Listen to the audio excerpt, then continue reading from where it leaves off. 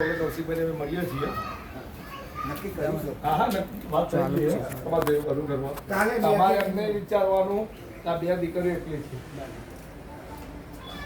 બિલકુલ મનમાં વિચારવાનું અને તમારી જોડે જ આવશે. દીકરીઓ જોડે કઈ નહીં આવે.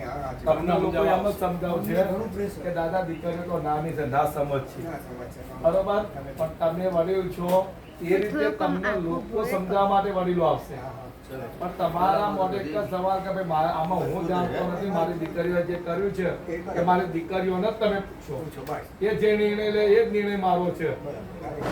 આ જ પ્રશ્ન તમારે કરવાનો. બાકી તમારી મેટરમાં જ્યાં પણ જરૂર પડે ને તો ખાલી ગ્રુપમાં એક મેસેજ કરી દેવાનો. મેન વસ્તુ શું દાદા, તમારી ઉંમર કેટલી થઈ? 75. તમારી ઉંમર હવે તમે રિટાયર. મારું નામ દેવેન્દ્ર મકવાણા. આગળનું ભવિષ્ય વિચારો. દેવેન્દ્રભાઈ મકવાણા. બાજુ ધનાલી ગામમાં છે. ફોટો પાડે એ મળી ગયા. હાર્મોનિયમનું જ કામ કર્યું. હાર્મોનિયમના કામ